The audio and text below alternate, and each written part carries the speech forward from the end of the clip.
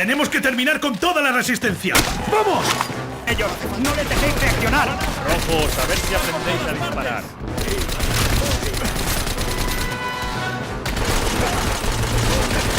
¡Baje la cabeza!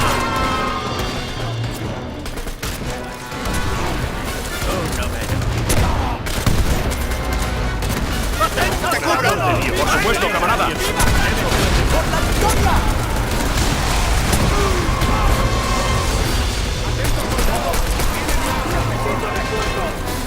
¡Viva el Frente Popular!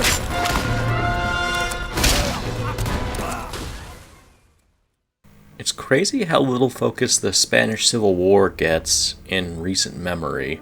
Despite it being close to World War II in timing, and very impactful for the future of Europe, there aren't many games or stories about it. I can only think of Pan's Labyrinth off the top of my head. I think George Orwell and Ernest Hemingway wrote about it too. But fortunately, user-made content like mods allow people to explore stories that don't normally get a lot of attention. Call of Duty China at War was a good example of this, which took the existing campaign of World at War and reimagined it to be about the Second Sino-Japanese War, which I really enjoyed, and despite some hiccups here and there, I would still happily recommend. Spain at War is a very similar concept, but it's taken even further. It's a mod of World at War focusing on the Spanish Civil War, from both the Nationalist and the Republican perspectives. But the thing is, the levels are entirely new. This is a brand new campaign, entirely built from the ground up. There are some returning assets from World at War, but the levels themselves are completely fresh. They don't go back to any aspects of World at War. So you've got entirely new objectives, entirely new settings. It's crazy. I didn't think anything like that would be possible. And it goes beyond that too, because it's the way the campaign works is that it's broken up by a choice you make early on. Half the levels are from the Republican perspective, and half are from the Nationalist perspective. For reference, in 1936, Spain entered a civil war between the Nationalists, who were fascists led by General Franco, and the Republicans, who were communists. And it was a massive, bloody, tragic mess. There were no good guys in this war. It was just a loss of life that didn't really have a happy ending whichever way you went. I mean, it's to the point where the Republicans going out of their way to exhume the corpses of nuns to put on display is somehow not the most comedically evil thing done by either side. The game doesn't get too heavy into the war crime aspects, though, which is fair. It's mostly focused on a personal story about a man named Bellarismo, whose father was a communist and brother is joining the nationalist side. And amid the tensions flaring up between both sides, he's forced to make a choice, whether to join the communists conscripting people into the fight, or to flee and join the fascist side. And whichever way you go determines how the missions will play out. There's a good motivation to replay the campaign after you beat it. That way you can enjoy the other side of it. And the two halves are very different, much like how the Pacific campaign was very different from the Soviet campaign of World at War. For starters, there's a huge emphasis on ammo conservation and making your shots count in this mod. That's a massive shakeup compared to World at War, whereas in the past, in the original game, might have been some times where you need to scrounge up ammo or drop your gun for an enemy gun, but otherwise you're pretty well supplied. This is set in the Spanish Civil War, and it shows that it's a civil war because you need to scrounge. You need to grab whatever weapons you can, and there are times you'll just have to abandon the gun you have because you ran out of ammo at an unfortunate time. A lot of the time, you will be using bolt-action rifles, initially just Spanish-made ones, along with a handgun or two. But as the war progresses and more foreign aid comes in, you'll see different varieties of weapons, different foreign weapons, and heavier, more modernized guns as well. So submachine guns and regular machine guns will pop up alongside newer rifles and other things of that sort.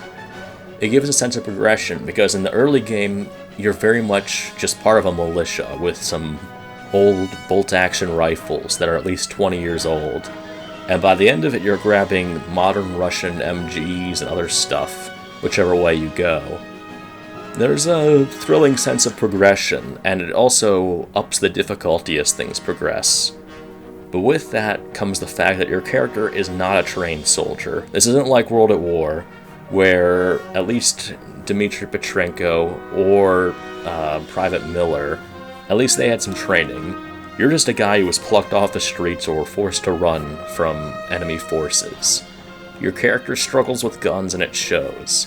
He cycles bolts slower, reloads slower for a lot of guns. You can see the hesitation and the shakiness in the animations. The animators did a really good job on that. It shows that he has some experience from the time fighting, but otherwise he isn't trained with a lot of these guns he's using, especially the foreign ones. There are a ton of bolt-action rifles, but they set themselves apart pretty well. Like, you'll notice that the Mausers are good all-arounders. They've got a decent fire rate, decent reload time, and the bayonets are very useful.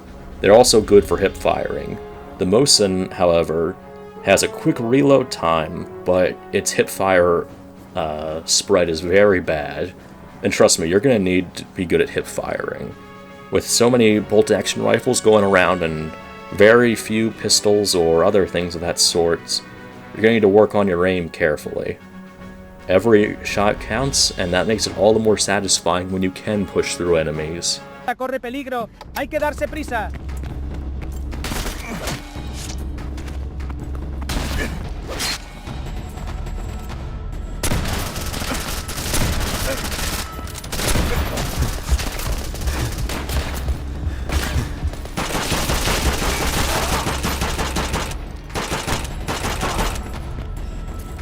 The progression of guns is fun, I'll give it that. And it helps that the different campaigns have different weapons, because you're in different scenarios for them.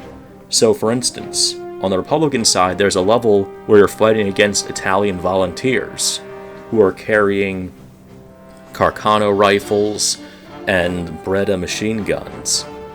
And those weapons are unique to that level only.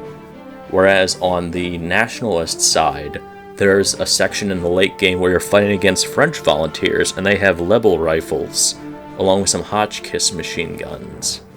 And those are unique to their side.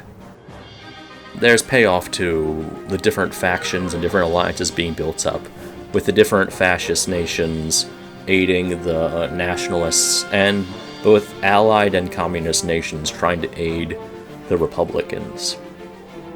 My first playthrough was on the Nationalist side, because I knew how this story ended and I wanted to be on the winning team. However, you can't escape tragedy, which seems to be a big point of the campaign.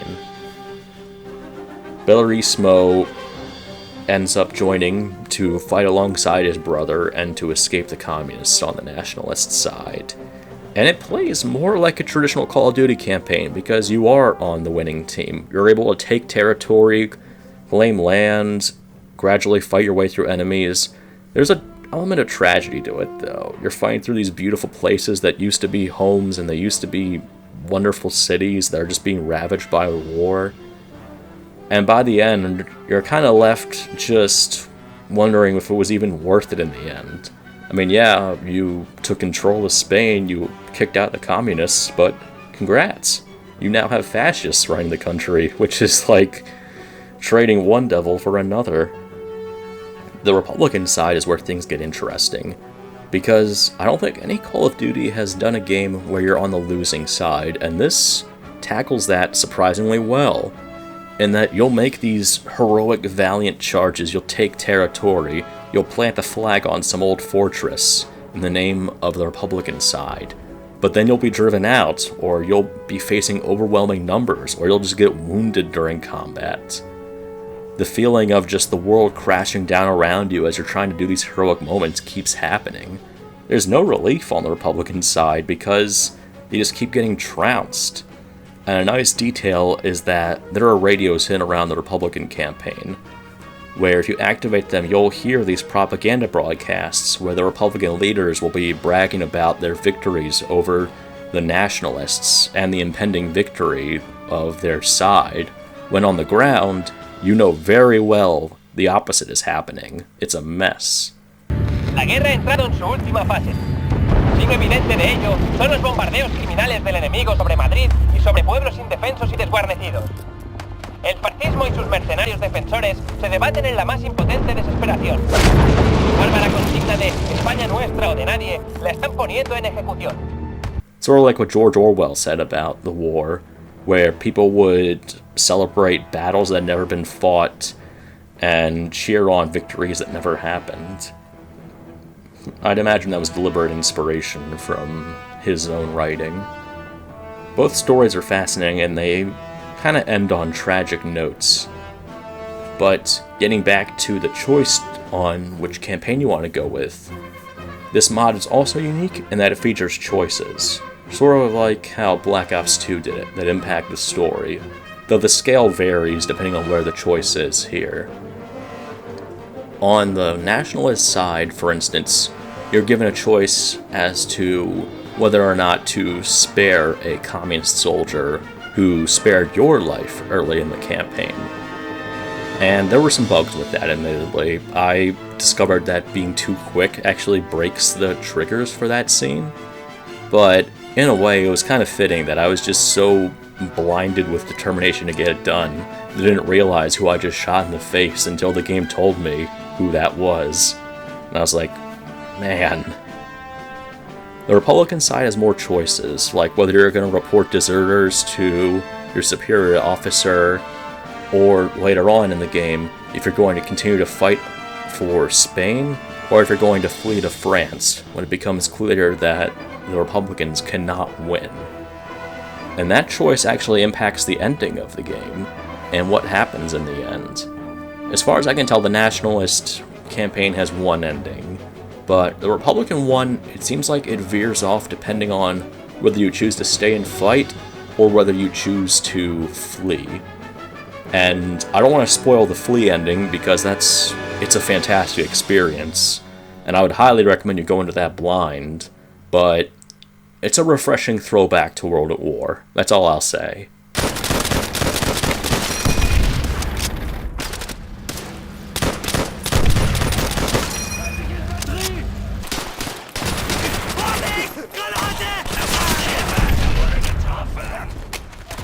I enjoyed the work put into the game because there's also really good voice work. Entirely new characters with new voice lines in Spanish that have subtitle support. And yeah, the delivery can be a little off at times, but this is a fan project. I'm willing to look past that kind of thing. Hemos estado cerca, pero... Venga, chaval, que no es el fin del mundo. La guerra terminará pronto y volveremos juntos a casa con nuestra familia. Espero que así sea. Solo un último esfuerzo. It's not a big deal when so much love has clearly been put into the mod.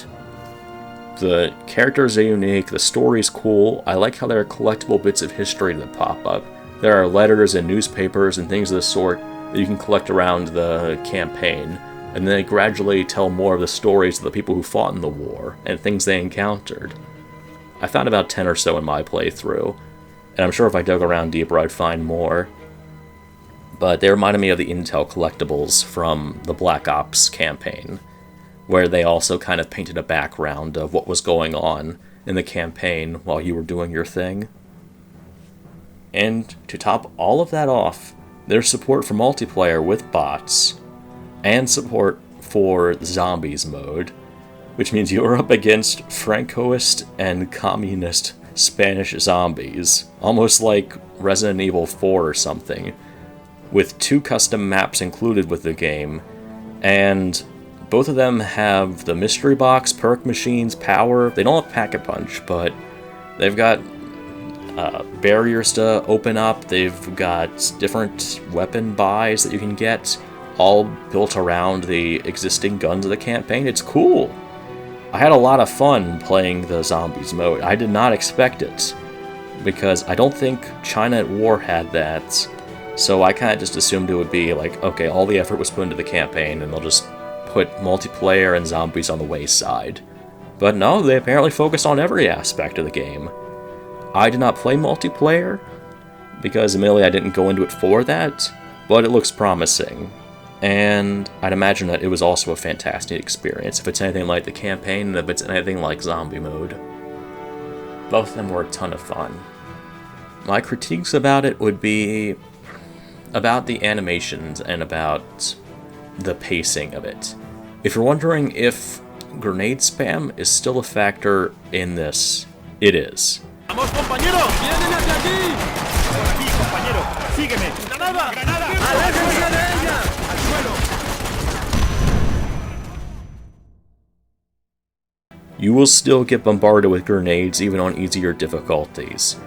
The pacing and combat of World at War are still present, which means it's all about moving up under fire, letting your allies take the heat whenever possible, and not staying in place too long in order to avoid having grenades thrown your way. That said, I still had a ton of cheap deaths in the campaign. I had fun with it, yeah, but there were times when there would just be grenades thrown that would detonate at the last minute as I approached them, or I would just be overwhelmed with enemies, and the guns I had on hand would be too slow to deal with all of them. One workaround I found is to drop your preferred bolt-action rifle if you need to reload and just grab another one. Not a perfect solution since you still need to cycle each time, but it skips the lengthier reload animation. Interestingly, reload cancelling becomes an important survival technique. Not all the reload animations last as long as the counter says it does, or the animations themselves suggest. So, like, Billarismo will be loading, like, in the process of just putting the clip into his rifle, and it'll be fully loaded, so you can switch back and forth between weapons, and you'll be ready to fire again. The ammo consumption is also a bit frustrating. You might like that aspect of it. Some machine guns run out of ammo very quickly. You don't have a lot of reserve ammo for pistols either. It's kind of unfortunate because I like the handguns of the game and they are rare. Even if you get an enemy to go into last stand, you'll only probably get a magazine or so out of it. Unless you start with a pistol, which a few levels do. The checkpoints can also be frustrating. I know that there's a level set around a factory where the checkpoints were really difficult, and every time I would die, I would just dread being sent back to this part where I need to destroy these tanks with anti-tank grenades. Because there's a build-up to a bridge that you need to fight your way through, and it's a straight, narrow area with a machine gunner, several enemies with rifles, and reinforcements just waiting around the corner, and it is a nightmare to take. I do not envy anyone who does that challenge. That level was a one and done just because of that setup. Otherwise, they're pretty fair, and the levels themselves are enjoyable. I like the variety they offer. Like, there aren't any vehicle segments, there isn't a mission like Black Cats or anything where you're flying from a plane and shooting at enemies, but there are a few turret sections here and there. That said, there's still plenty of diversity in the way enemies show up and in the guns you're given. You'll learn to prioritize the enemies with automatics very quickly, because not doing that's a fatal mistake. My last critique is about... it would be the way the levels are broken up. Because in order to fit certain levels into the campaign, presumably, there are some levels, especially on the Republican side, that are just mashed together. So you'll finish one part of a level, and it'll go right to the next part. It won't be a separate level file, it'll just be the same level, like continuing on. I mean, it seems like it's a way to skirt around issues with how many levels can be in the campaign.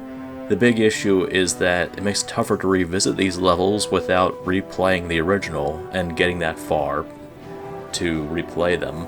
So I actually missed a level set in a prison that was supposed to have a prison escape segment because I accidentally closed out of it thinking, oh, I'll just save and quit and I'll get back to it after that. but when I went to start the next level through the mission select, I couldn't get back to the prison level without beating the original. I mean, it's a workaround from what I can gather. It's just unfortunate because it means that some parts of the Republican campaign can't be accessed that easily. But it doesn't take away from the overall experience. I would highly recommend Spain at War. I really liked China at War, but I'd say this feels like an expansion. If you had told me that this was an expansion pack or a big DLC for the original World at War, I would have believed it. I would have paid money for it. I would have been satisfied with the purchase. It does its own thing, but it carries on what made World at War so special. It tackles a unique setting, a unique conflict that very few other pieces of media do. I would strongly recommend it, and I have a ton of praise for the developers of Spain at War, because they made something marvelous. I can't praise it enough. It's just that good. So thank you guys for watching. Hope you check out Spain at War soon. I'll catch you all later.